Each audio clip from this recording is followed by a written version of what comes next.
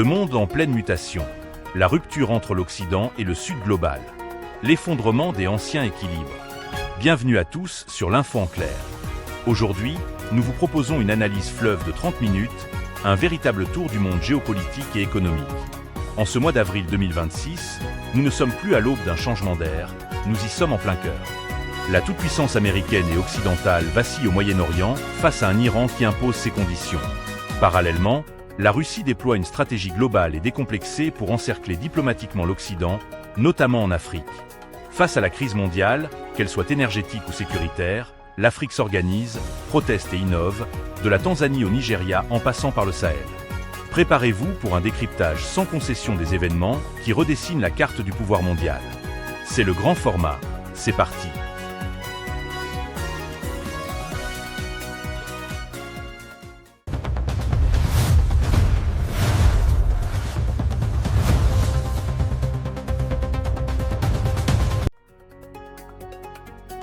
Partie 1. La capitulation américaine face à Téhéran et le chantage d'Ormuz. Notre premier grand dossier concerne ce qui ressemble fort à un tournant historique de la diplomatie mondiale. L'affrontement entre l'Iran et les États-Unis vient de prendre une tournure inattendue. Donald Trump, tout en menaçant de maintenir ses flottes sur place, a concédé un cessez-le-feu de 2 semaines. Mais, et c'est là l'information cruciale, ce cessez-le-feu s'apparente à une victoire totale pour Téhéran. Le plan en 10 points exigé par l'Iran et manifestement accepté par Washington est un aveu de faiblesse occidentale. Il comprend le maintien du contrôle iranien sur le détroit d'Ormuz, l'acceptation du programme nucléaire iranien, la levée des sanctions économiques, des indemnisations et surtout l'abrogation de toutes les résolutions de l'ONU contre Téhéran.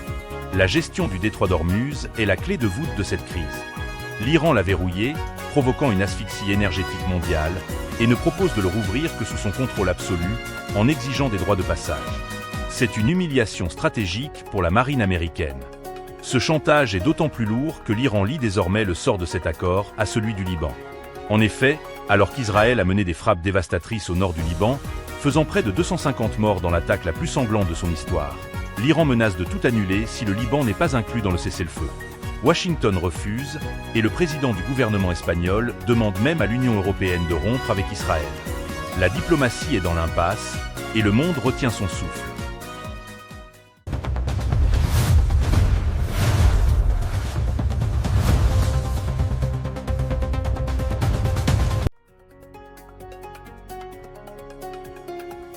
Partie 2. L'Afrique face au choc énergétique. Entre sacrifice et innovation. Pendant que le Moyen-Orient brûle et que le pétrole devient une arme, l'Afrique subit, mais surtout, elle réagit. La Tanzanie vient d'envoyer une image forte au monde. Face à la crise mondiale des carburants, la présidente Samia Suluhu Hassan a imposé une mesure d'exemplarité absolue. La réduction drastique de la consommation étatique, symbolisée par l'obligation pour elle et ses ministres de se déplacer ensemble dans le même bus. Une image forte de résilience. Pendant ce temps, au Nigeria, l'homme le plus riche d'Afrique, Aliko Dangote, apparaît comme le sauveur d'une partie du continent. Sa méga-raffinerie tourne à 650 000 barils par jour. Il a assuré pouvoir approvisionner l'Afrique de l'Ouest, centrale et de l'Est. 17 cargaisons d'essence et des volumes massifs d'engrais ont déjà été expédiés. Dangote ne se contente plus de raffiner, il réoriente stratégiquement ses exportations pour secourir un continent délaissé par les marchés mondiaux en crise. C'est une démarche d'indépendance économique fondamentale.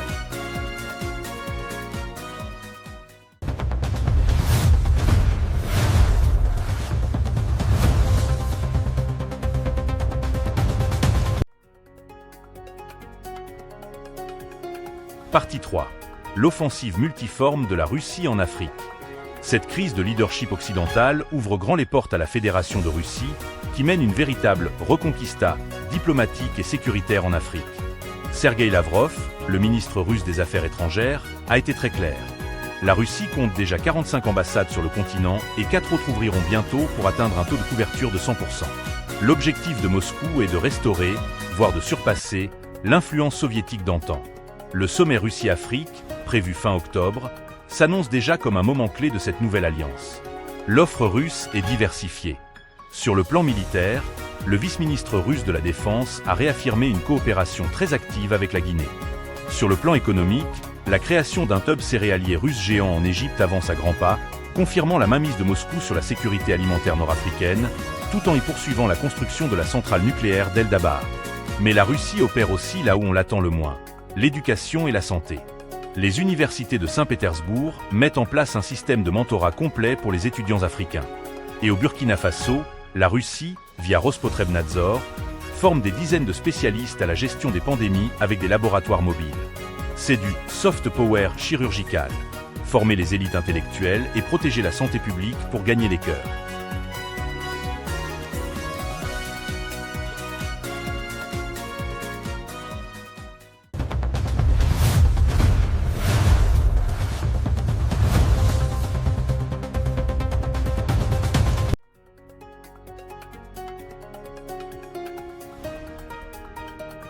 Partie 4.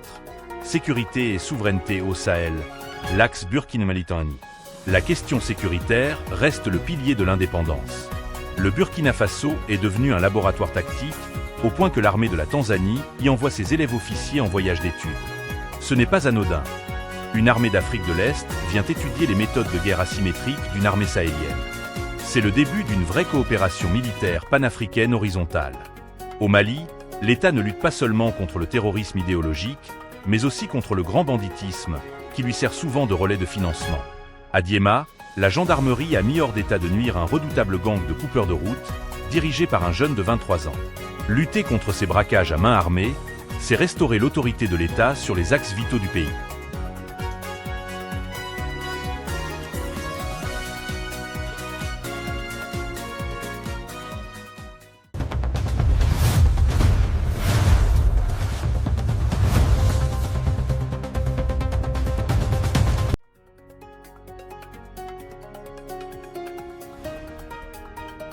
Partie 5. La guerre invisible de la vidéosurveillance chinoise.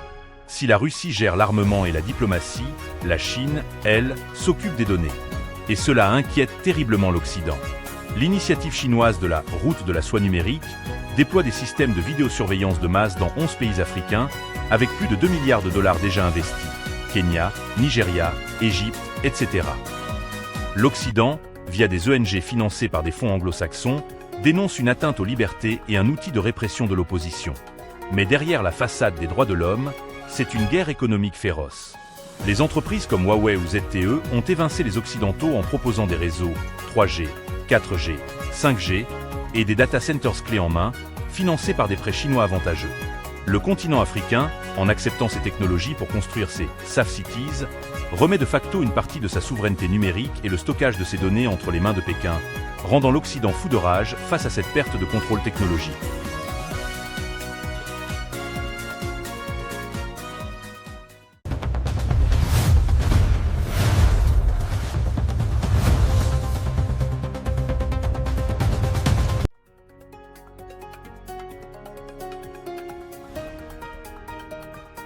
Partie 6. Société et tensions politiques intra-africaines. Mais l'Afrique n'est pas épargnée par ses propres démons politiques et sociétaux. En Côte d'Ivoire, l'arrestation à l'aéroport d'Abidjan de l'activiste Tisco le Sultan, fondateur du mouvement Non au grand remplacement du peuple noir d'Afrique, illustre les fortes tensions identitaires. Engagé dans une lutte qu'il qualifie de anti-libanaise, ce soutien affiché de l'Alliance des États du Sahel, AES, vient heurter de plein fouet le discours officiel du gouvernement de Ouattara. Son interpellation risque d'enflammer les débats sur les réseaux sociaux concernant la présence étrangère dans l'économie ivoirienne. Ailleurs, on prépare les urnes ou le terrain. L'Algérie a fixé ses élections législatives au 2 juillet, après une révision de la Constitution donnant plus de poids au ministère dans le processus électoral. Le Sénégal, de son côté, montre les muscles. Le président a reçu Patrice Motsepe, le patron de la CAF, pour un sommet à Dakar, en exigeant fermeté et transparence pour l'avenir du football africain, prouvant que la géopolitique se joue aussi sur les terrains de sport. Et n'oublions pas les drames silencieux. L'Érythrée fait encore face à la fuite de ses citoyens. 7 joueurs de l'équipe nationale de football ont disparu en Afrique du Sud lors d'un déplacement. Un triste rappel des conditions de vie extrêmes imposées par le régime d'Asmara. De l'espoir avec la Sierra Leone, qui tente de moderniser son pays par la base. Le président a remis 450 motos et des autobus au personnel médical pour désenclaver les soins en milieu rural. Une initiative concrète et vitale.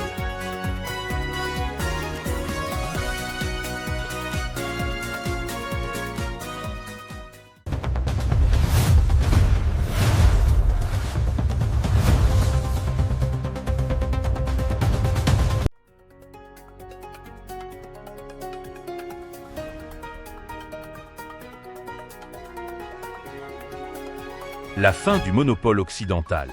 L'heure n'est plus au beau discours.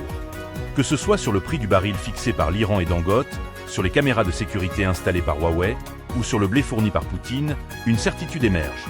L'Afrique et le Sud global ne demandent plus l'autorisation à l'Occident. Ce basculement est brutal. Il comporte des risques énormes en termes d'endettement et de souveraineté numérique, mais il est la preuve que le monde est définitivement devenu multipolaire. Merci d'avoir suivi cette longue édition de l'Info en clair. Partagez cette vidéo, abonnez-vous et dites-nous en commentaire. La Russie et la Chine sont-elles de meilleurs partenaires pour l'Afrique que l'Occident? À très vite.